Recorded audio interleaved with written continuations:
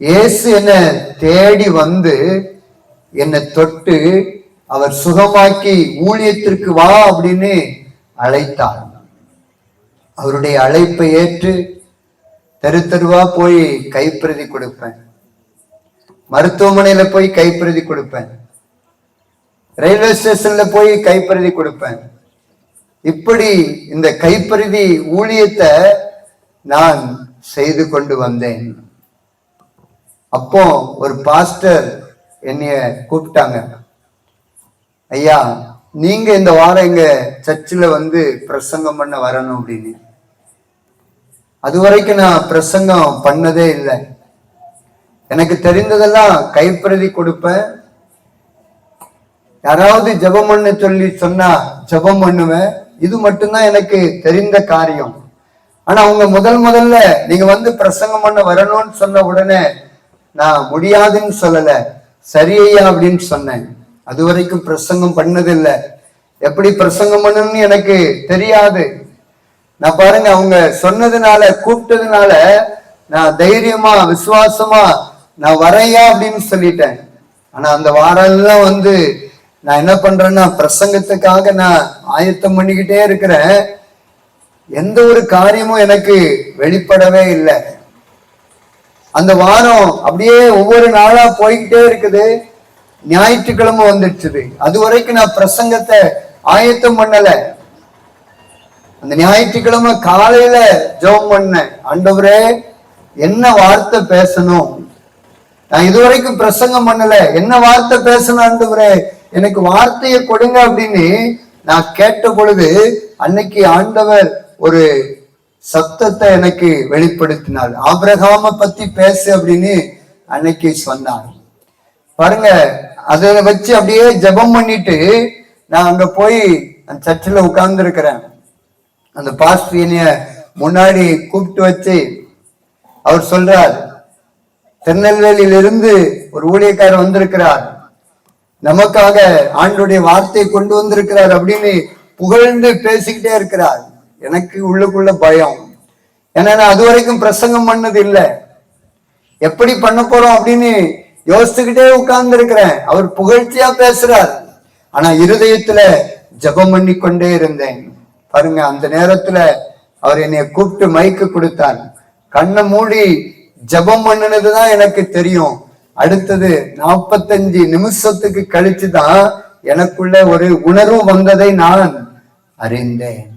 பாருங்க, முதல் பிரசங்கமே 45 நிமிஷம் ஆபிரகாம பத்தி பேசியிருக்கிறேன். முடிஞ்ச உடனே எல்லாரும் வந்து கை கொடுத்தாங்க. ஐயா எங்களுக்கு இதெல்லாம் ரொம்ப பிரயோஜனமா இருந்து, நிறைய ஆபிரகாமை குறித்து தெரியாத காரியங்கள் எல்லாம் நீங்க சொன்னீங்க அப்படின்னு என் கையை கொடுத்து எனக்கு வாழ்த்து சொன்னாங்க. நான் நினைச்சேன், பேசுறது நானா? எனக்குள் இருந்து பரிசுத்த ஆவியானவர் பேசினார். அன்னைக்குதான் நான் புரிந்து கொண்டேன், என்னை அழைத்த ஆண்டவர் உண்மையுள்ளவர். ஊழியத்திற்கு வா என்று அழைத்த ஆண்டவர் அதற்கு ஏற்ற கிருபைகளை கொடுத்து, சகோதரர் சொன்னது போல விசேஷித்த கிருபைகளை கொடுத்து ஆண்டவர் ஊழியத்தின் பாதையில பயன்படுத்த ஆரம்பித்தார். ஏன்னா நாங்க இங்கிருந்து 600 கிலோமீட்டருக்கு அந்த புறத்தில் இருக்கிறோம். ஆண்டவர் அழைத்த அழைப்பை ஏற்று நான் காண்பிக்கிற இடத்துக்கு போ அப்படின்னு சொன்ன அந்த வார்த்தையை கேட்டு நாங்க விசுவாசமா போனோம். ஒருத்தர் கூட எங்களுக்கு தெரியாது, தெரிந்த குடும்பம் என்று யாருமே கிடையாது. கொஞ்சம் யோசிச்சு பாருங்க, ஆண்டவர் இந்த நாள் வரைக்கும் ஊழியம் செய்ய கிருபை தந்தார். அதுதான் விசேஷித்த கிருபை. அந்த விசேஷித்த கிருபை இல்லை என்றால் அந்த பகுதியில ஊழியம் செய்யவே முடியாது. அந்த விசேஷித்த கிருபை தான் 20 வருடங்கள் ஊழியத்தின் பாதையில எங்களை நிற்க பண்ணிருக்கிறது. எதுவுமே தெரியாது, பாட்டு பாட தெரியாது, பிரசங்கம் பண்ண தெரியாது, எப்படி ஜெபம் பண்ணணும்னு தெரியாது, யாருக்கிட்ட எப்படி பேசணும்னு தெரியாது, எதுவுமே கிடையாது. ஆனா கிருபை மாத்திரம் இருந்தது. அந்த கிருபை தான் இந்த நாள் வரைக்கும் எங்களை நடத்தி வருகிறது, இந்த நாள் வரைக்கும் எங்களை நிற்க பண்ணிருக்கிறது. ஆகையினால நான் அப்படின்னு சொல்றதுக்கு ஒண்ணுமே கிடையாது. எல்லாமே ஏசப்பாவுடைய கிருபை. எனக்கு பிரசங்கம் பண்ணவே தெரியாது. ஆனா எங்கெங்கெல்லாம் கூப்பிடுறாங்களோ அங்கெல்லாம் நான் போவேன். ஆண்டவர் அங்கெல்லாம் ஒவ்வொரு வார்த்தையை கொடுத்து என்னை அனுப்புவார். அந்த வார்த்தையை நான் சுமந்து கொண்டு போய் அங்க நிற்பேன். அவ்வளவுதான். அதுக்கு பின்னாடி ஆவியானவர் என்னை கொண்டு ஒவ்வொரு இடங்களிலும் பேசிக்கொண்டே இருக்கிறார். அவ்வளவுதான். என் ஊழியத்துல இதுதான் நடக்குது. நான் ஸ்பெஷலா எங்கேயும் போய் கத்துக்கிட்டு வரல. ஆண்டவருடைய பாதத்துல ஒவ்வொரு நாளும் ஜெபிக்கிற அந்த ஜெபம், ஆண்டவருடைய சத்தம் ஒவ்வொரு நாளும் எனக்கு நேராக வந்து கொண்டிருக்கிறது. அந்த சத்தத்தை கேட்டு நான் இதுவரைக்கும் ஊழியத்தின் பாதையில ஓடிக்கொண்டிருக்கிறேன். அதனால எங்களுக்காக நீங்க விசேஷமா ஜெபியுங்க. நம்ம பிறந்து வளர்ந்த ஊருக்காக ஏதாயிலும் செய்ய வேண்டும் என்கிற ஒரு நோக்கத்தோடு கூட தான் இந்த கூடுகைகளை நடத்தி கொண்டிருக்கிறோம். அதனால தொடர்ந்து ஜெபியுங்க. எப்படியாயிலும் இயேசு அறிவிக்கப்பட வேண்டும், எப்படியாயிலும் இயேசு சொல்லப்பட வேண்டும் என்கிற ஒரு உயரிய நோக்கத்தோடு கூட இந்த கூட்டத்தை நாங்க நடத்திக்கிட்டு இருக்கிறோம். இவ்வளவு பேர் நீங்க இந்த பகுதிக்காக ஜெபித்திருக்கிறீங்க. இந்த பகுதியினுடைய ஆசீர்வாதத்திற்காக ஆண்டவரிடத்துல ஜெபித்திருக்கிறீங்க. ஜெபித்த உங்களை ஆண்டவர் இந்த நாளில ஆசீர்வதித்து அனுப்ப போகிறார். நான் சுருக்கமாக ஒரே ஒரு காரியத்தை மாத்திரம் சொல்லி நான் ஜெபித்து முடிக்க வேண்டும் என்று விரும்புகிறேன். ஆண்டவருடைய சமூகத்துல ஜெபித்த பொழுது ஆண்டவர் ஒரு வேத வசனத்தை எனக்கு முன்பாக நிறுத்தினார். அந்த வேத வசனத்தை நாம் வாசிக்க கேட்கலாம். அப்போஸ்தலர் நடபடிகள் 1 அதிகாரம் 9வது வசனத்திலிருந்து 11வது வசனம் வரைக்கும் நாம் வாசிக்க கேட்கலாம். அப்போஸ்தலர் நடபடிகள் 1 அதிகாரம் 9வது வசனம் முதல், இவைகளை அவர் சொன்ன பின்பு அவர்கள் பார்த்து கொண்டிருக்கையில் உயர எடுத்து கொள்ளப்பட்டார். அவர்கள் கண்களுக்கு மறைவாக ஒரு மேகம் அவரை எடுத்துக்கொண்டது. அவர் போகிற போது அவர்கள் வானத்தை அண்ணாந்து பார்த்து கொண்டிருக்கையில் இதோ வெண்மையான வஸ்திரம் தரித்தவர்கள் 2 பேர் அவர்கள் அருகே நின்று, கலிலேயராகிய மனுஷரே, நீங்கள் ஏன் வானத்தை அண்ணாந்து பார்த்து நிற்கிறீர்கள்? உங்களிடத்திலிருந்து வானத்திற்கு எடுத்துக் கொள்ளப்பட்ட இந்த இயேசுவானவர் எப்படி உங்கள் கண்களுக்கு முன்பாக வானத்திற்கு எழுந்தருளி போனாரோ அப்படியே மறுபடியும் வருவார் என்றார்கள். பாருங்க, வெண்ணங்கி தரித்த 2 தேவதூதர்கள் கலிலேயராகிய மனுஷரை நோக்கி இப்படியாய் சொல்லுகிறார்கள், ஏன் நீங்கள் வானத்தை அண்ணாந்து பார்த்து நிற்கிறீர்கள்? உங்களிடத்திலிருந்து எடுத்துக் கொள்ளப்பட்ட இந்த இயேசுவானவர் மறுபடியும் அப்படியே வருவார் என்று வானத்திலிருந்து தேவதூதர்கள் சொல்லுகிறார்கள். இயேசு கிறிஸ்து இந்த உலகத்துல 2000 வருடங்களுக்கு முன்பாக அவர் பிறந்தார். எல்லா மனிதருடைய பாவத்திற்காக, சாபத்திற்காக இயேசு கிறிஸ்து கல்வாரி சிலுவையில் அடிக்கப்படுவதற்கு ஒப்பு கொடுத்தார். இயேசு கிறிஸ்துனுடைய ரத்தம் எல்லாம் இந்த பூமியில மனுஷனுடைய பாவத்திற்காக சிந்தப்பட்டது. இயேசு கிறிஸ்து கல்வாரி சிலுவையில ஜீவனை விட்டார். ஜீவனை விட்ட பிற்பாடு அவரை எடுத்து அடக்கம் பண்ணினார்கள். 3வது நாள் இயேசு உயிரோடு எழுந்தார். அவர் உயிரோடு எழுந்தார் என்பதற்கு இன்றைக்கும் திறக்கப்பட்ட கல்லறை சாட்சியாயிருக்கிறது. இயேசு கிறிஸ்து உயிரோடு எழுந்தது மாத்திரமல்ல, 500க்கும் மேற்பட்டவர்களுக்கு நான் உயிரோடு இருக்கிறேன் என்பதை தன்னை வெளிப்படுத்தி காண்பித்தார். 40 நாளளவும் எல்லாருக்கும் நான் உயிரோடு கூட இருக்கிறேன் என்று அவர் சொன்னார். பாருங்க, 40 நாளைக்கு பின்னாடி எல்லா சீசர்களையும் கூப்பிட்டு வைத்து சொல்லுகிறார், நான் இப்பொழுது பரமேற போகிறேன். எங்கிருந்து வந்தேனோ அங்கே நான் போக போகிறேன், என் பிதாவிடத்துல நான் போக போகிறேன் என்று இயேசு கிறிஸ்து எல்லா சீசர்களுக்கு முன்பாக, எல்லாருடைய கண்களுக்கு முன்பாக அப்படியே மேகங்களில அவர் எடுத்து கொள்ளப்படுகிறார். அது எல்லாரும் அப்படியே நின்று அண்ணாந்து பார்க்கிறார்கள். 33 வருடங்கள் இந்த பூமியில நடமாடினார் இயேசு. 33 வருடங்கள் இந்த பூமியில அவர் வாழ்ந்தார். கடைசியில மரித்து அடக்கம் பண்ணப்பட்டு 3வது நாள் உயிரோடு எழுந்து அவர் 40 நாளளவும் எல்லாருக்கும் தரிசனமாகி உயர எழும்புகிறதை, உயர போகிறதை எல்லாருடைய கண்கள் பார்க்கிறது. அப்போ வானத்திலிருந்து தேவதூதன் சொல்லுகிறான், ஏன் நீங்கள் அண்ணாந்து பார்த்து நிற்கிறீர்கள்? உங்களிடத்திலிருந்து எடுத்துக் கொள்ளப்பட்ட இந்த இயேசுவானவர் மறுபடியும் வரப்போகிறார். மறுபடியும் வரப்போகிறார் என்கிற அந்த வார்த்தை சொல்லப்பட்டது. அந்த நாள்ல இருந்து இந்த நாள் வரைக்கும் எல்லாருக்குள்ள ஒரு பெரிய ஒரு எதிர்பார்ப்பு இருக்கிறது. அன்றைக்கு சீசர்களிடத்துல அந்த எதிர்பார்ப்பு இருந்தது. ஒவ்வொரு நாளும் அவர்கள் இந்த உலகத்திலிருந்து போன இயேசு மறுபடியும் எப்போ வருவார், எப்போ வருவார் என்று எல்லாருடைய இருதயமும் ஒரு ஏக்கத்தோடு கூட காணப்பட்டது. 2000 வருடங்களாக இயேசு எப்போ வருவார், எப்போ வருவார், எப்போ வருவார் அப்படின்னு கிறிஸ்தவர்களாகிய நாம் எல்லாருமே எதிர்பார்த்து கொண்டிருக்கிறோம்.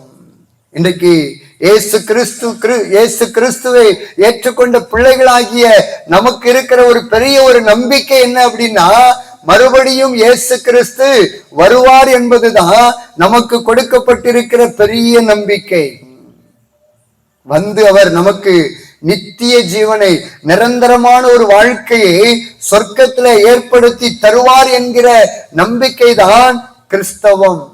ஆகையினால அந்த நம்பிக்கையோடு கூட வாழ்ந்து கொண்டிருக்கிற நமக்கு ஆண்டவராகிய இயேசு கிறிஸ்து இன்றைக்கு சொல்லுகிற வார்த்தை, இதோ நான் சீக்கிரமாய் வருகிறேன், இதோ நான் சீக்கிரமாய் வருகிறேன் என்று ஆண்டவராகிய இயேசு கிறிஸ்து சொல்லுகிறார். வெளிப்படுத்தின விசேஷம் 22ஆம் அதிகாரம் 11வது வசனம் 12வது வசனத்தை வாசிக்கிற பொழுது, அநியாயம் செய்கிறவன் இன்னும் அநியாயம் செய்யட்டும், அசுத்தமாயிருக்கிறவன் இன்னும் அசுத்தமாயிருக்கட்டும், நீதி உள்ளவன் இன்னும் நீதி செய்யட்டும், பரிசுத்தம் உள்ளவன் இன்னும் பரிசுத்தமாகட்டும், இதோ சீக்கிரமாய் வருகிறேன், அவன் அவனுடைய கிரியைகளின்படி அவனவனுக்கு நான் அளிக்கும் பலன் என்னோடு கூட வருகிறது.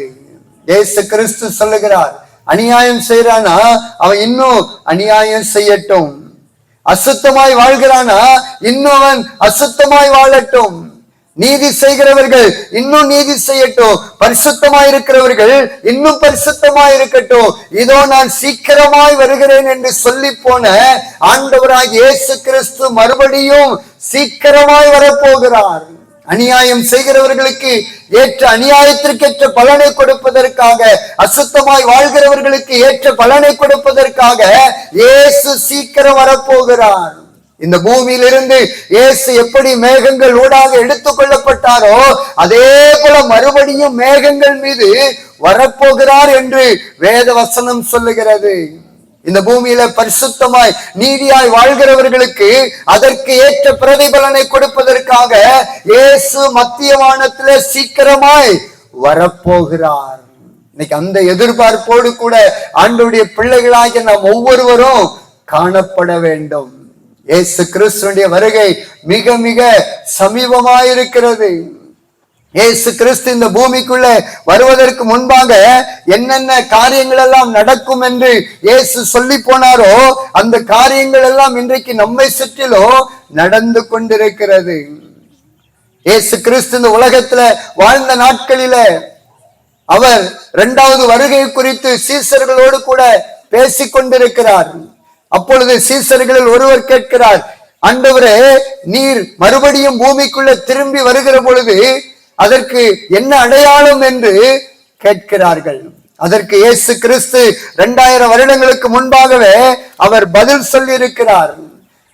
நான் இந்த பூமியை விட்டு கடந்து போன பிற்பாடு மறுபடியும் இந்த பூமிக்குள்ள வருவதற்கான அடையாளம் என்ன என்று நிறைய காரியங்களை ஆண்டவர் எழுதி வைத்திருக்கிறார். அதுல ஒரு சில காரியங்களை மாத்திரம் நான் வேகமாய் சொல்லி கடந்து போக விரும்புகிறேன்.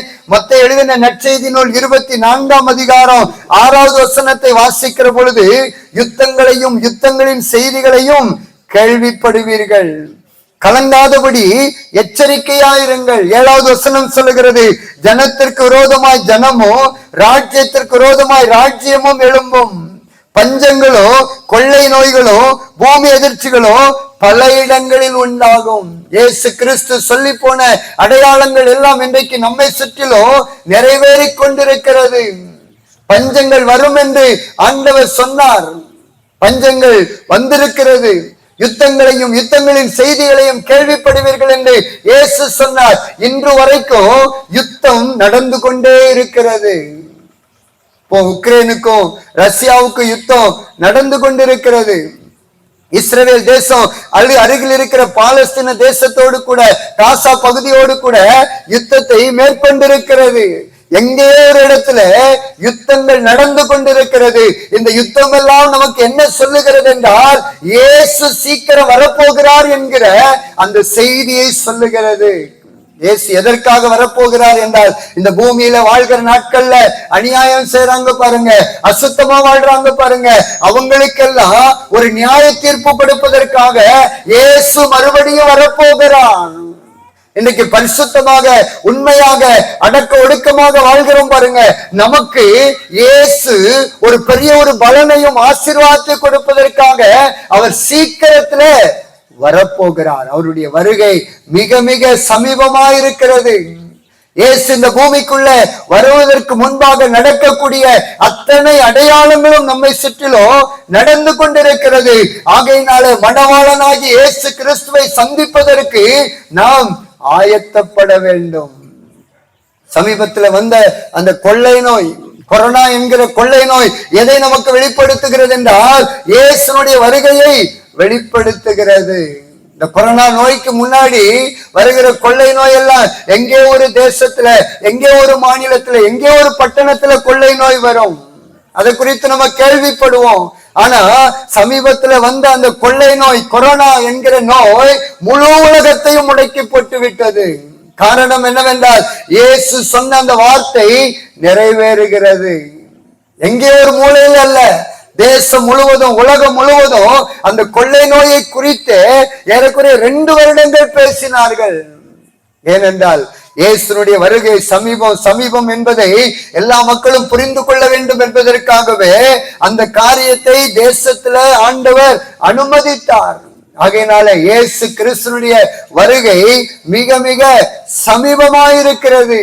இயேசு கிறிஸ்து சொன்ன முக்கியமான அடையாளங்களில் ஒன்றை நான் வாசிக்கிறேன்.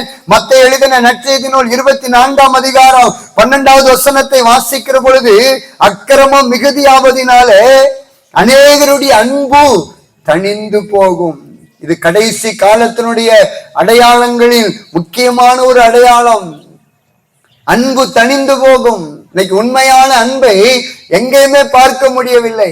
கணவன் மனைவிக்குள்ள உண்மையான அன்பு இல்லை. பெற்றெடுத்த தகப்பன் தாய்க்கு பிள்ளைகள் மீது உண்மையான அன்பு இல்லை. பிள்ளைகளுக்கு தகப்பன் மீது உண்மையான அன்பு இல்லை. சகோதரர்களுக்குள்ள உண்மையான அன்பு இல்லை. சகோதரிகளுக்குள்ள உண்மையான அன்பு இல்லை. உண்மையான அன்பை பார்க்க முடியாத ஒரு சூழ்நிலை இன்றைக்கு நம்மை சுற்றிலும் ஏற்பட்டிருக்கிறது. ஒரு 30 வருஷம் 50 வருஷத்துக்கு முன்னாடிலாம் அண்ணன் தம்பி அப்படின்னா அவ்வளவு ஒற்றுமையா இருப்பாங்க. அக்காங்க தங்கச்சி அப்படின்னா அவ்வளவு ஒற்றுமையா இருப்பாங்க. தகப்பன் பிள்ளைகள் அவ்வளவு ஒற்றுமையா இருப்பாங்க. ஆனா இன்னைக்கு அந்த ஒற்றுமையை பார்க்க முடிகிறதா? இல்ல. காரணம் என்ன அப்படின்னா, இயேசு சொன்ன வார்த்தை நிறைவேறுகிறது. அன்பு தணிந்து போகும் என்ற அந்த வார்த்தை நிறைவேறுகிறது. இந்த அன்பு தணிந்து போகிற காரியம் நமக்கு என்ன சொல்லுகிறது என்றால், நான் சீக்கிரத்தில் வரப்போகிறேன் என்று ஆண்டவரை குறித்து அந்த அன்பு சொல்லுகிறது.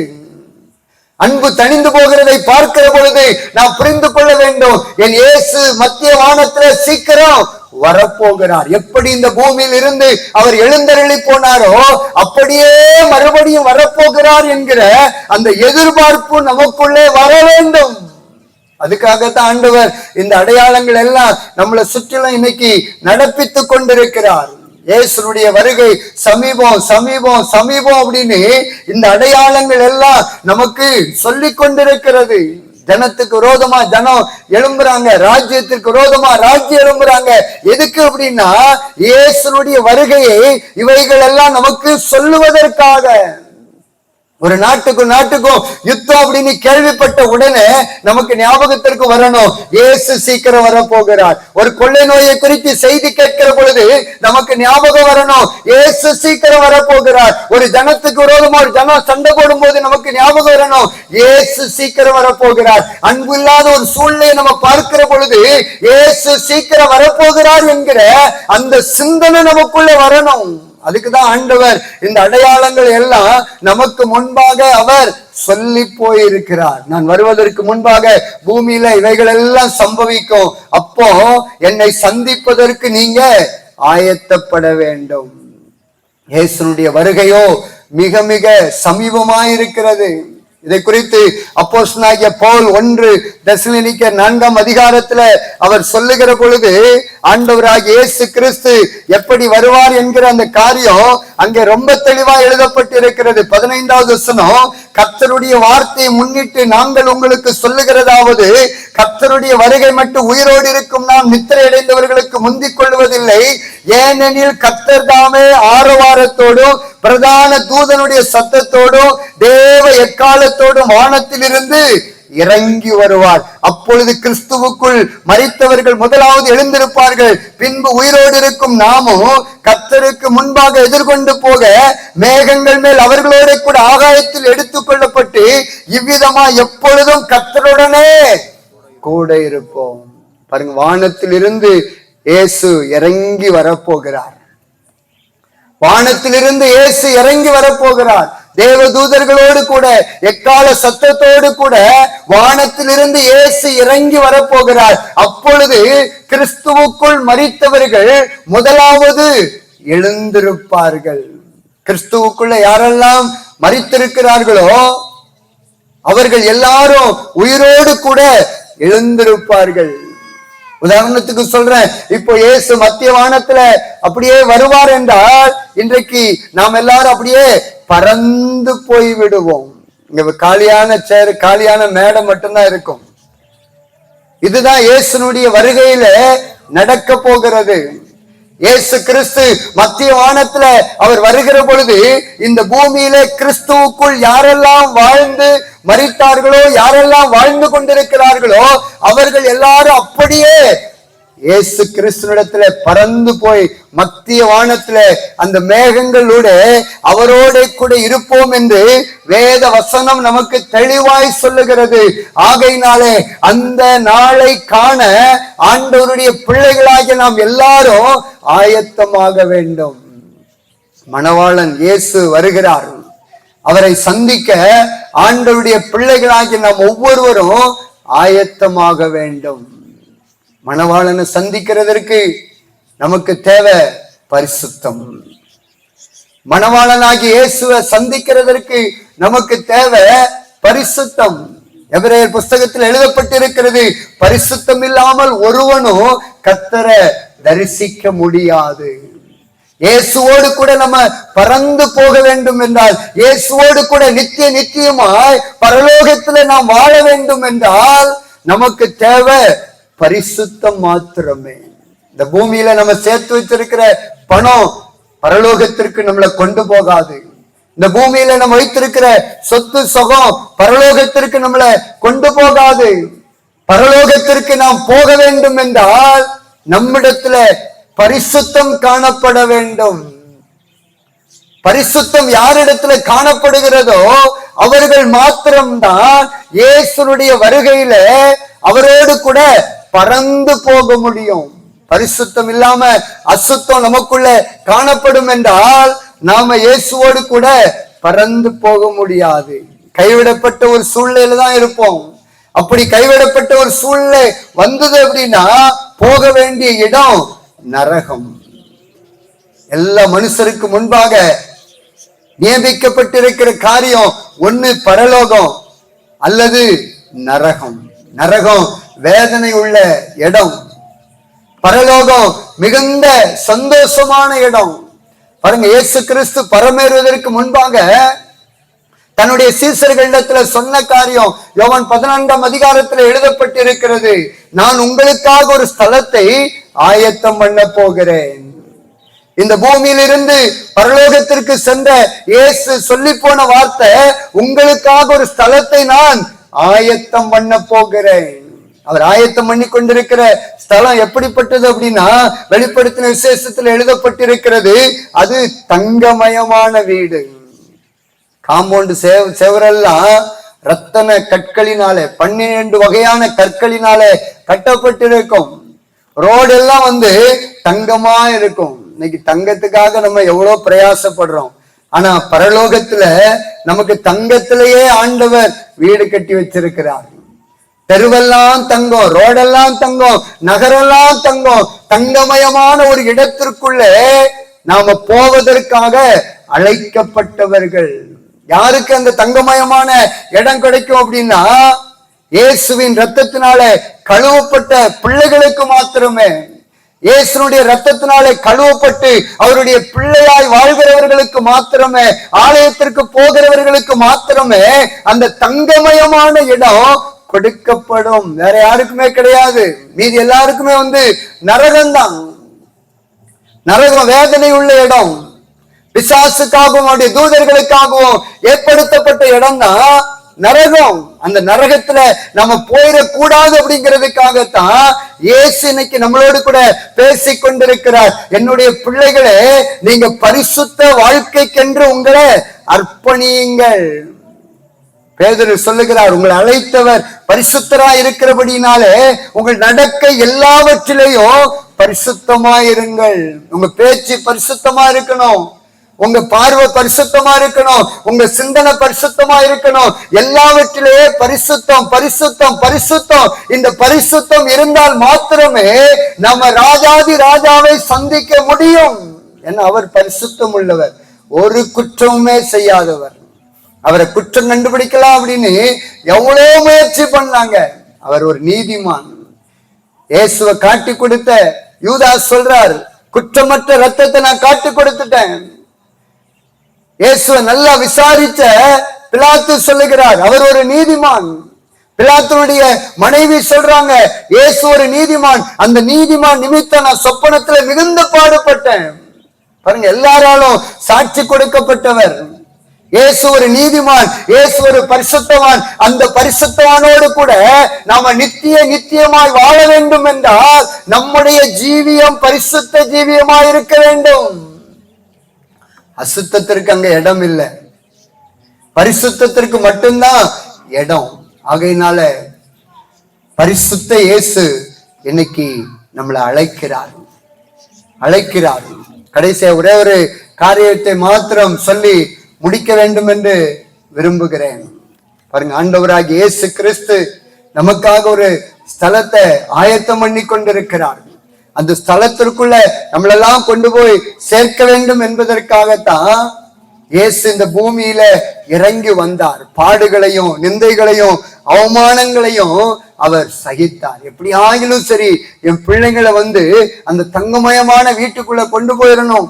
சாத்தானுக்காக ஏற்படுத்தப்பட்ட அந்த நரகத்துல போய் என் பிள்ளைங்க வேதனைப்படக்கூடாது, என்னால உருவாக்கப்பட்ட சிருஷ்டிகள் போகக்கூடாது அப்படின்னு ஏசப்பா என்ன பண்றாங்க அப்படின்னா, அப்படியே பூமியில இறங்கி வந்துட்டாங்க. இவங்களுக்காக ஏதாவது செய்யணும், இவங்களை பரலோகத்துல சொர்க்கத்துல நித்தியமாய் வாழ வைக்கணும் அப்படின்னு ஆண்டவராகிய இயேசு இறங்கி வந்துட்டார். இங்க அததான் ரோமர் புஸ்தகம் 5ஆம் அதிகாரத்துல ரொம்ப அருமையான ஒரு வார்த்தை எழுதப்பட்டிருக்கிறது. நீதிமானுக்காக ஒருவன் மரிக்கிறது அரிது, நல்லவனுக்காக ஒருவேளை ஒருவன் மரிக்க துணிவான். 8வது வசனம், நாம் பாவிகளாயிருக்கையில் கிறிஸ்து நமக்காக மரித்ததினாலே தேவன் நம்மேல் வைத்த தமது அன்பை விளங்க பண்ணுகிறார். இப்படி நாம் அவருடைய இரத்தத்தினாலே நீதிமான்களாக்கப்பட்டிருக்க கோபாக்கினைக்கு நீங்களாக அவராலே நாம் ரட்சிக்கப்படுவது அதிக நிச்சயமாமே. பாருங்க, இயேசு கிறிஸ்துவின் இரத்தத்தினாலே நாம் நீதிமானாக்கப்பட்டிருக்கிறோம். இயேசு கிறிஸ்துவின் இரத்தத்தினாலே நாம பரிசுத்தவான்களாக மாற்றப்பட்டிருக்கிறோம். அதை தான் இங்க பவுல் சொல்லுகிறார், நீதிமானுக்காக ஒருவன் மரிப்பது அரிது, ஆனா நல்லவனுக்காக ஒருவன் மரிக்க துணிவான். இப்ப நம்ம எல்லாம் நல்லவங்களே கிடையாது. நம்மளை பார்த்து ஆண்டவரே சொல்றாரு, நீங்க எல்லாம் துரோகிகள் அப்படின்னு. மனிதர்களாகிய துரோகிகளாகிய நமக்காக அவர் வரங்களை சம்பாதித்தார் என்று எழுதப்பட்டிருக்கிறது. அவருடைய பார்வையில நாம யாருமே நல்லவர் அல்ல. நாம் பாவிகளாய் இருக்கையில் கிறிஸ்து நமக்காக மரித்தார். ஏன்னா நாம நரகத்திற்கு போயிடக்கூடாது. பரலோகத்துல போய் அந்த தங்கமயமான இடத்துல போய் வாழணும் அப்படிங்கிற ஒரே ஒரு நோக்கத்தோடு கூட தான் நம்மளை வாழ வைக்க வேண்டும் என்பதற்காகத்தான் இயேசு நமக்காக இந்த பூமியில மரித்தார். அவர் மரித்ததுனால, அவர் சிந்தின ரத்தத்தினால இன்னைக்கு நம்ம நீதிமானாக்கப்பட்டிருக்கிறோம். அதனால நமக்கு பரலோகம் செல்லுவதற்கான அந்த வாய்ப்பு நமக்கு கொடுக்கப்பட்டிருக்கிறது. இயேசு இல்லாம அந்த தங்கமயமான வீட்டுக்குள்ள நாம போக முடியாது. இயேசு இல்லாம நித்தியமாய் அவரோடு கூட வாழ முடியாது. பிதாவிடத்துல போய் வாழணும் அப்படின்னா, அவரோடு கூட நித்தியமாய் தங்கணும் அப்படின்னா, இயேசு கிறிஸ்துவின் ரத்தத்தினால பாவ மன்னிப்பின் நிச்சயத்தை நாம் பெற்றுக்கொள்ள வேண்டும். அதற்காகத்தான் இயேசு உங்களை அழைக்கிறார். பாவியாய் இருக்கிற பொழுது நமக்காக இயேசு சிலுவையில ரத்தம் சிந்திருக்கிறார். நாம பாவிகள் தான், அவருக்கு தெரியும். ஆனாலும் நமக்காக வந்து இயேசு சிலுவையில ரத்தம் சிந்தினார்.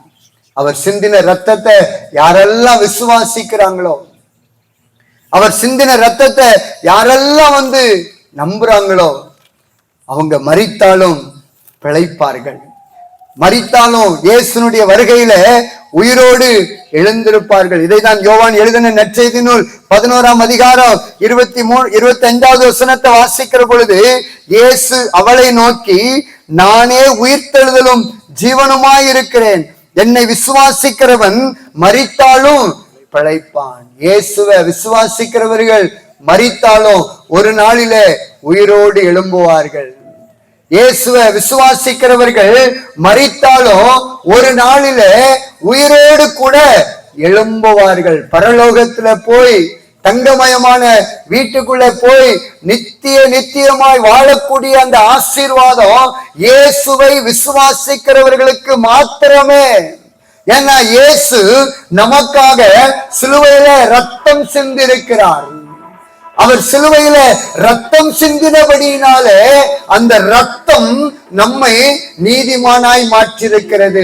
இயேசு கிறிஸ்துவின் ரத்தம் இல்லாமல் பாவ மன்னிப்பின் நிச்சயம் நமக்கு இல்லை. பாவ மன்னிப்பின் நிச்சயத்தை நாம பெற்றுக்கொண்டால் தான் அந்த பரலோக வாழ்க்கை நமக்கு உண்டு. ஆகையினால இன்றைக்கு ஆண்டவராகிய இயேசு கிறிஸ்து சொல்லுகிறார், இதோ நான் சீக்கிரமாய் வரப்போகிறேன், அவனுடைய கிரியைகளுக்கு தக்க பலன் என்னோடு கூட வருகிறது என்று இயேசு சொல்லுகிறார். ஆகையினால இயேசுவின் வருகை மிக மிக சமீபமாய் இருக்கிறது. இயேசு சீக்கிரத்துல வரப்போகிறார். அவர் சொல்லி போன அத்தனை அடையாளங்களும் நம்மை சுற்றிலும் நடந்து கொண்டிருக்கிறது. ஏன் அவர் இன்னும் வராம இருக்கிறார் அப்படின்னா, எல்லாரும் மனம் திரும்பணும். அதுதான் வசனம் சொல்லுகிறது. 2 பேதுரு 3ஆம் அதிகாரம் 9வது வசனத்துல, தாமதிக்கிறார் என்று சிலர் எண்ணுகிறபடி ஆண்டவர் தம்முடைய வாக்குத்தத்தத்தை குறித்து தாமதமாயிராமல் எல்லாரும் மனம் திரும்ப வேண்டும் என்று அவர் நீடிய பொறுமை உள்ளவராயிருக்கிறார். எல்லாரும் ரட்சிக்கப்படணும், எல்லாரும் மனம் திரும்பணும், எல்லாரும் இயேசு பக்கமா வரணும், ஒருத்தர் கூட கெட்டு போக கூடாது என்கிற அந்த எண்ணத்தோடு கூட தான் இன்னும் வராம அவர் தாமதித்து கொண்டிருக்கிறார். எல்லாரும் ரட்சிக்கப்படணும், எல்லாரும் இயேசு பக்கமா வரணும், எல்லாரும் இயேசுவை விசுவாசிக்கணும், எல்லாரும் இயேசுனுடைய ரத்தத்தினால பாவ மன்னிப்பு நிச்சயத்தை பெற்றுக்கொள்ளணும். அப்பதான் அவங்க பரலோகத்திற்கு வர முடியும். இல்லைன்னா அவங்க நரகத்திற்கு போயிருவாங்களே, கெட்டு போயிருவாங்களே, அழிஞ்சு போயிருவாங்களே அப்படிங்கிற ஒரு நோக்கத்தோடு கூட ஆண்டவராகிய இயேசு கிறிஸ்து இன்னும் வராமல் இருக்கிறார். இயேசு கிறிஸ்துனுடைய வருகை மிக மிக சமீபம். இயேசு கிறிஸ்துவினுடைய வருகை மிக மிக சமீபமாயிருக்கிறது. ஆகையினாலே அவரை சந்திக்க நாம் எல்லாரும் ஆயத்தமாக வேண்டும். மத்திய வானத்துல இயேசு கிறிஸ்து சீக்கிரம் வரப்போகிறார். எப்படி இந்த பூமியிலிருந்து எழுந்தருளி போனாரோ அப்படியே இயேசு வரப்போகிறார். அந்த இயேசுவை சந்திப்பதற்கு நாம் எல்லாரும் ஆயத்தமாக வேண்டும். இயேசுவை சந்திப்பதற்கு நமக்கு தேவை பரிசுத்தம். அந்த பரிசுத்த வாழ்க்கைக்கென்று நம்மை அர்ப்பணிக்க வேண்டும். ஆகையினால இன்றைக்கு இயேசுவே என்னை பரிசுத்த வாழ்க்கைக்கு அர்ப்பணிக்கிறேன் என்று நீங்க ஒப்பு கொடுப்பீர்கள் என்றால், இயேசு இன்றைக்கு தம்முடைய ரத்தத்தினால உங்களை கழுவி உங்களை பரிசுத்தப்படுத்தி நீதிமானாய் மாற்றி பரலோக ராஜ்யத்திற்கு தங்கமயமான இடத்திற்கு கொண்டு போய் நித்தியமாய் வாழ வைப்பார். ஐயா, நீங்க என்னதான் சொன்னாலும் சரி, நாங்கெல்லாம் கேட்க மாட்டோம் அப்படின்னா ஒரு நாளில நரகத்திற்கு போக வேண்டிய ஒரு சூழ்நிலை வரும். இதுதான் சத்தியம். இந்த வேதத்தில் எழுதப்பட்டிருக்கிற அத்தனை வார்த்தைகளும் அப்படியே நிறைவேறி கொண்டிருக்கிறது. இன்றைக்கு தேசம் முழுவதும் இந்த வார்த்தையின்படியே, இதில் எழுதப்பட்டிருக்கிற வார்த்தைகளின்படியே நடந்து கொண்டிருக்கிறது. தேசத்துல நடக்கிற எல்லா காரியங்களும் இதில் எழுதப்பட்டிருக்கிறது. இயேசு சீக்கிரம் வருவார் என்கிற அந்த வார்த்தை இதில் எழுதப்பட்டிருக்கிறது. அது அப்படியே நிறைவேற போகிறது. இயேசு கிறிஸ்து எப்படி இந்த பூமியில பிறப்பார் என்று எழுதப்பட்ட வார்த்தைகள் அப்படியே நிறைவேறினதோ, அதே போல இயேசு மறுபடியும் வருவார் என்கிற அந்த வார்த்தையோ அப்படியே நிறைவேறும். இயேசு பிறப்பதற்கு முன்பாக கண்ணின் வயிற்றிலே பிறப்பார் என்று வேதத்தில் எழுதப்பட்டிருந்தது. அப்படியே இயேசு கண்ணின் வயிற்றிலே பிறந்தார். பெத்லகேமிலே பிறப்பார் என்று எழுதப்பட்டிருக்கிறது. பெத்லகேமில் அப்படியே பிறந்தார். இயேசு எப்படி சிலுவையில் அறையப்படுவார், இயேசு எப்படி 3வது நாள் உயிரோடு எழுந்திருப்பார் என்கிற அத்தனை காரியங்களும் இதில் எழுதப்பட்டிருக்கிறது. இதில் எழுதப்பட்ட அத்தனை காரியங்களும் அப்படியே நிறைவேறினது. ஆகையினால இயேசுவின் வருகை மிக சமீபம், மிக சமீபம். நம்ம எல்லாரும் எழுந்து நின்று தேவ சமூகத்தில் ஒப்பு கொடுக்கலாமா? ராஜா வருகிறார், ஆயத்தமாவோ. ராஜா வருகிறார், ஆயத்தமாவோ. இயேசு வருகிறார், எதிர்கொண்டு செல்லுவோம். இயேசு வருகிறார், எதிர்கொண்டு செல்லுவோம். உள்ளங்கள் எல்லாம் நிரம்பிட வேண்டும், மலைகள் குன்றுகள் பகர்ந்திட வேண்டும். கோணலானவை நேராகணும், கரடானவை சமமாகணும். ராஜா வருகிறார், ஆயத்தமாவோ. ராஜா வருகிறார், ஆயத்தமாவோ. இயேசு வருகிறார், எதிர்கொண்டு செல்லுவோம். இயேசு வருகிறார், எதிர்கொண்டு செல்லுவோம். பிள்ளைகள் எல்லாம் நிரம்பிட வேண்டும், மலைகள் குன்றுகள் தகர்ந்திட வேண்டும். சொன்னலானவை நேராகணும், கரடானவை சமமாகணும். அந்நாளில் வானம் தந்து அழியும், பூமியெல்லாம் எரிந்து உருகி போகும். அந்நாளில் வானம் தந்து அழியும், பூமியெல்லாம் எரிந்து உருகி போகும். ராஜா வருகிறார், ஆயத்தமாவோ. ராஜா வருகிறார், ஆயத்தமாவோ. இயேசு வருகிறார், எதிர்கொண்டு செல்லுவோம். இயேசு வருகிறார், எதிர்கொண்டு செல்லுவோம். உள்ளங்கள் எல்லாம் நிரம்பிட வேண்டும், மலைகள் குன்றுகள் பகர்ந்திட வேண்டும். கோணலானவை நேராகணும், கரடானவை சமமாகணும். கரையில்லாமலே கஷ்டமில்லாமலே கத்தருக்காய் வாழ்ந்து முன்னேறுவோம். கரையில்லாமலே கஷ்டமில்லாமலே கத்தருக்காய் வாழ்ந்து முன்னேறுவோம். ராஜா வருகிறார், ஆயத்தமாவோ. ராஜா வருகிறார், ஆயத்தமாவோ. இயேசு வருகிறார், எதிர்கொண்டு செல்லுவோம். இயேசு வருகிறார், எதிர்கொண்டு செல்வோம்.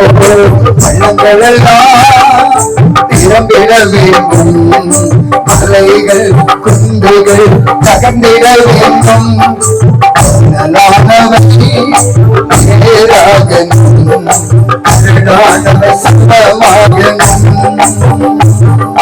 கோதுமையை பிரித்து களஞ்சியத்தில் சேர்த்து கதரையோ அக்கினியில் சுட்டரிப்பாயே. கோதுமையை பிரித்து களஞ்சியத்தில் சேர்த்து கதரையோ அக்கினியில் சுட்டரிப்பாயே. ராஜா வருகிறார், ஆயத்தமாவோ. ராஜா வருகிறார், ஆயத்தமாவோ. இயேசு வருகிறார், எதிர்கொண்டு செல்லுவோம். இயேசு வருகிறார், எதிர்கொண்டு செல்லுவோம். நிரம்பிட வேண்டும், மலைகள் குன்றுகள் அகற்றிட வேண்டும். நல்லானவை நேராகணும், கரடானவை சமராகணும். நல்ல கவிதையா மரங்களெல்லாம் வெட்டுண்டு அக்கினியில் போடப்படும். நல்ல கவிதையா மரங்களெல்லாம் வெட்டுண்டு அக்கினியில் போடப்படும். ராஜா வருகிறார், ஆயத்தமாவோ. ராஜா வருகிறார், ஆயத்தமாவோ. இயேசு வருகிறார், எதிர்கொண்டு செல்லுவோம். இயேசு வருகிறார், எதிர்கொண்டு செல்லுவோம். பள்ளங்கள் எல்லாம் திறந்திட வேண்டும், மலைகள் குன்றுகள் தகர்ந்திட வேண்டும். மாணவை நேராகணும், கரடானவை சமமாகணும். சீக்கிரத்துல காத்திருக்கப்பா, உங்க வருகைக்கு நாங்க ஆயத்தமாகணும். அதற்கு எங்களிடத்துல நீங்க சொன்ன காரியம், பரிசுத்தமாகுங்கள், பரிசுத்தமாகுங்கள், பரிசுத்தமாகுங்கள். இதோ நான் சீக்கிரமாக வருகிறேன். உங்களுக்கு ஏற்ற கிரியைகளோடு கூட, உங்களுக்கு தக்க பலனோடு கூட நான் வருகிறேன் ஆண்டவர் சொல்லுகிறார். ஏசப்பா, உங்களுடைய வருகையில ஆண்டவரே, நாங்க உண்மை எதிர்கொண்டு வருகிற பிள்ளைகளாக வாழ்வதற்கு எங்களுக்கு கிருபை தான் ஆண்டவரே. உங்களுடைய பிள்ளைகளுக்கு கிருபை கொடுங்கப்பா. அந்த ஒவ்வொருவரையும் பரிசுத்தப்படுத்துங்கப்பா. நாங்க பாவிகளா இருக்கிற எங்களுக்காக நீங்க மறித்தீங்களே, எங்களுக்காக நீங்க ரத்தம் சிந்தினீங்களே, அந்த ரத்தம் வீணாய் போகக்கூடாது ஆண்டவரே. அந்த ரத்தம் வீணாய் போகக்கூடாது. அந்த ஒவ்வொருவரை நீதிமான்களாய் மாற்றுங்க ஆண்டவரே, ஒவ்வொருவரை நீதிமான்களாய் மாற்றுங்க. இந்த சத்தத்தை தூரத்தில் சமீபத்தில் இருந்து கேட்ட ஒவ்வொருவரையும் நீதிமான்களாய் மாற்றி உங்களுடைய வருகையில எடுத்துக் கொள்ளப்படுகிற பிள்ளைகளாக, கிறிஸ்துவுக்குள்ளே வாழ்கிற பிள்ளைகளாக ஒவ்வொருவரையும் மாற்றி ஆசீர்வதிப்பீராக. ஆசீர்வதிங்க. வந்து அப்ப ஒவ்வொருவரையும் நீங்க வருகைக்கு ஆயத்தப்படுத்திட்டீங்க. நன்றி அப்பா. ஆண்டவரே, எங்க ஊர்ல இருக்கிற எல்லாரையும் வருகைக்கு நீங்க ஆயத்தப்படுத்த போகிறதற்காக ஸ்தோத்திரம். உன் ஆதாரத்தை தண்ணீர் மேல் போடு, அநேக நாட்களுக்கு பின்பாக பலனை காண்பாய்னு சொன்னீங்களே. உங்க வார்த்தை ஒரு நாள் வெறுமையாய் திரும்பி வராது. எதற்காக இந்த வார்த்தை அனுப்புறீங்களோ ஆண்டவரே, அந்த நோக்கத்தை அதை நிறைவேற்றிட்டு தான் வரும்னு சொல்லி இருக்கிறீங்க. ஆண்டவரே, எங்க ஊர்ல இருக்கிற எல்லாரையும் உங்களுடைய வருகைக்கு நீங்க ஆயத்தப்படுத்துங்கப்பா. ஒருவரு நரகத்திற்கு போகக்கூடாது, ஒருவரை கெட்டு போகக்கூடாது என்று தாமதிக்கிறவரே. எங்க ஊர்ல இருக்கிற எங்க சொந்த பந்தம், எங்க அண்ணன், எங்க தம்பி, எங்க குடும்பம், எங்க உற்றார் உறவினர், ஊர்க்காரர் எல்லாரும் பரலோகத்தின் பிள்ளைகளை மாறணும்ப்பா. அதற்கு நீங்க கிருபை செய்யுங்கப்பா, நீங்க உதவி செய்யுங்கப்பா. இந்த வார்த்தையை நாங்க விளைத்திருக்கிறோம். இவைகள் எல்லாம் 30, 60, 100 பலன் தரட்டும் என்று இயேசுப்பா உங்க பாதத்தில் நின்று நாங்க கேட்கிறோம் ஐயா. இறங்குங்கப்பா. ஒருவரு கெட்டு போக கூடாதுன்னு இன்னும் தாமதித்துக் கொண்டிருக்கிறீங்கப்பா. பெரிய ஒரு ரட்சிப்ப கட்டளை இல்லைங்க ஆண்டவரே. வார்த்தைகள் எல்லாம் கிரியை செய்யும். அந்த ஒவ்வொரு பிள்ளைகளையும் நீங்க ஆசீர்வதிங்க, சுகம் கொடுங்க, அற்புதம் செய்யுங்க, அடையாளத்தில் ஆண்டவரே இந்த நாள்ல உடைய பிள்ளைகளை அனுப்புங்க. இந்த குளிர் என்றும் ஆண்டவரே, இந்த பனி என்று, இந்த மழை என்று பார்க்காம நிற்கிறாங்களே, உங்க ஆசீர்வதிக்கிற கரம் இறங்கட்டும்ப்பா. உங்க ஆசீர்வதிக்கிற கரம் ஒவ்வொருத்தர் மேல இறங்கட்டும். வியாதி பலவீனங்கள் எல்லாம் நீங்கட்டும். பரிபூரண சுகம், விடுதலை, ஆரோக்கியம் இயேசுவின் நாமத்தில் ஒவ்வொருவருக்கும் உண்டாகட்டும் என்று ஜெபிக்கிறேன். ஆண்டவரே, இந்த கூட்டத்திற்காக கொடுத்த உழைத்த அத்தனை பிள்ளைகளை, குடும்பங்களை ஆசீர்வதிங்க. அதற்கேற்ற பிரதிபலன் பரலோகத்துல உண்டாகட்டும். பூமியில வாழ்கிற நாட்கள்ல பல மடங்காய் திரும்ப கொடுங்கப்பா. இந்த இடத்தை எங்களுக்கு கொடுத்த அன்பான இந்த குடும்பத்தாருக்காக ஜெபிக்கிறோம். கர்த்தர் ஆசீர்வதிப்பீராக. இந்த குடும்பத்திற்கு இதற்கேற்ற பலன் உண்டாகட்டும் என்று ஜெபிக்கிறப்பா. எங்களுக்கு ஆண்டவரே, இந்த இடத்துல அப்பா அந்த மைக் செட் அமைத்து கொடுத்த, ஸ்டேஜ் அமைத்து கொடுத்த ஆண்டவரே, இவர்களை கர்த்தர் ஆசீர்வதிங்கப்பா. அவர்களுடைய தொழில் பெருகட்டும் இயேசுவின் நாமத்தில். என்னோடு கூட ஊழியத்தில் இருக்கிற சகோதரர்கள், இசைக்கருவிகளை வாசிக்கிற, பாடலை பாடுகிற, வாழ்த்துறை சொன்ன ஒவ்வொருவரையும் கர்த்தர் ஆசீர்வதிங்கப்பா. ஆண்டவரே, எங்களுக்கு ஆண்டவர் எல்லா விதங்களில உதவி செய்த ஒவ்வொருவரையும் ஆசீர்வதிங்க. ஆண்டவரே, இந்த கூடிக்காக இந்த சேர் டேபிள் பொருளெல்லாம் கொடுத்த ஆண்டவரே சகோதரையும் அவருடைய வியாபாரத்தை, குடும்பத்தை கர்த்தர் ஆசீர்வதிங்கப்பா. ஆசீர்வதிங்க, ஆசீர்வதிங்க. அந்த ஒவ்வொரு பிள்ளைகளையும் நீங்க தொட்டதற்காக உமக்கு ஸ்தோத்திரம். இந்த கூடுகை நடப்பதற்காக உழைத்த, ஆண்டவர் ஜெபித்த அத்தனை பிள்ளைகளையும் கர்த்தர் ஆசீர்வதிப்பீராக. அதற்கேற்ற பலன் உண்டாகட்டும் என்று ஜெபிக்கிறப்பா. அந்த ஒவ்வொருவரையும் நீங்க தொட்டீங்க, ஆசீர்வதித்தீங்க. நன்றி. அப்பிரோஜனமான ஊழியக்காரனாக நான் கடமையை மாத்திரம் செஞ்சிருக்கிறேன். என்ன சொன்னீங்களோ அதை நான் சொல்லிட்டேன்ப்பா. நான் என்று சொல்வதற்கு எதுவுமே இல்லை. எல்லாமே உங்க கிருபை, எல்லாமே உங்க தயவு, எல்லாமே நீங்க ஆண்டவரே. நீங்க பெருகணும், நாங்க சிறுகணும். துதி கன மகிமை எல்லாம் ஒருவருக்கு மாத்திரம் செலுத்துகிறோம். இயேசுவின் நாமத்தில் ஜெபிக்கிறோம் நல்ல பிதாவே, ஆமென்.